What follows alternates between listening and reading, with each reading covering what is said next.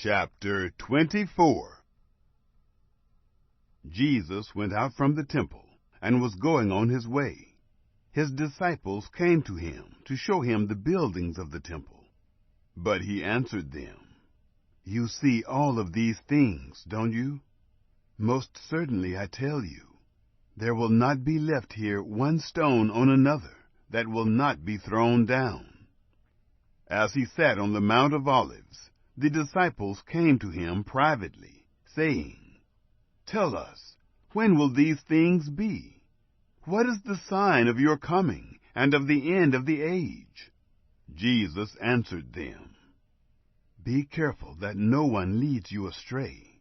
For many will come in my name, saying, 'I am the Christ,' and will lead many astray. You will hear of wars and rumors of wars.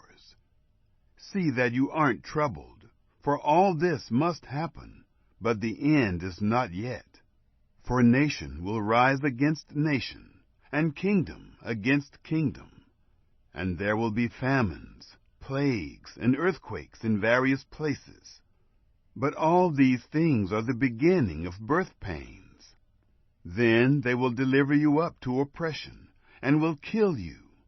You will be hated by all of the nations for my name's sake. Then many will stumble, and will deliver up one another, and will hate one another. Many false prophets will arise, and will lead many astray. Because iniquity will be multiplied, the love of many will grow cold.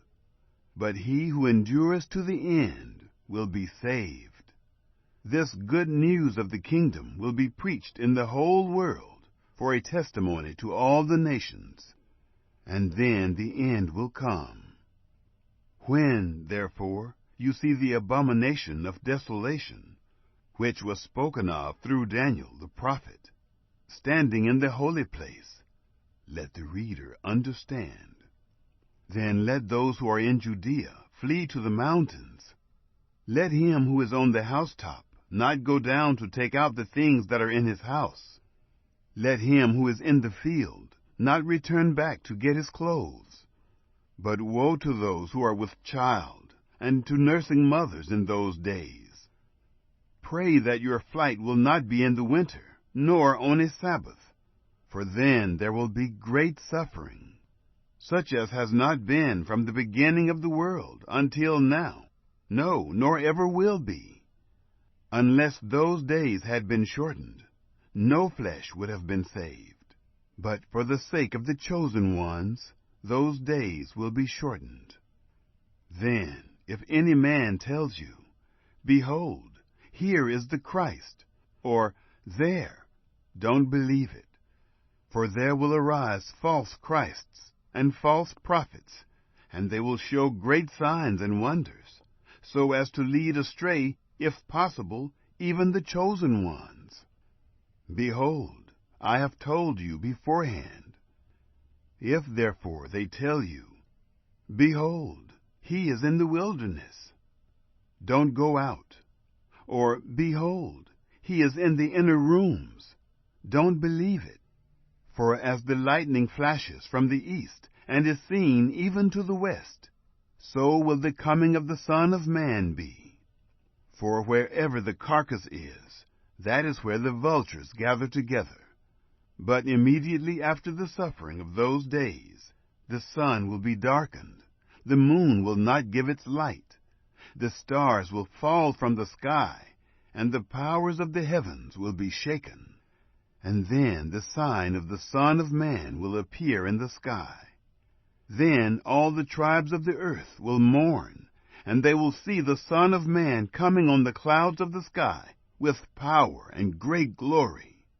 He will send out his angels with a great sound of a trumpet, and they will gather together his chosen ones from the four winds, from one end of the sky to the other. Now, from the fig tree, learn this parable. When its branch has now become tender and produces its leaves, you know that the summer is near. Even so, you also, when you see all these things, know that it is near, even at the doors. Most certainly I tell you, This generation will not pass away until all these things are accomplished. Heaven and earth will pass away, but my words will not pass away.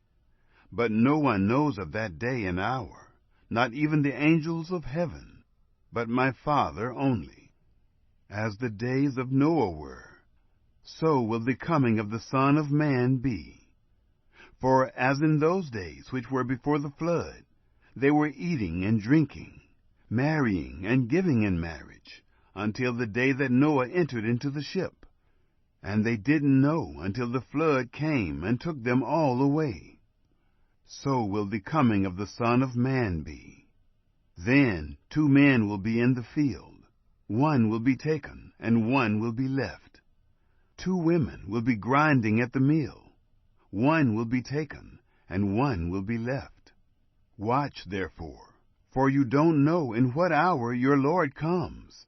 But know this, that if the master of the house had known in what watch of the night the thief was coming, he would have watched, and would not have allowed his house to be broken into.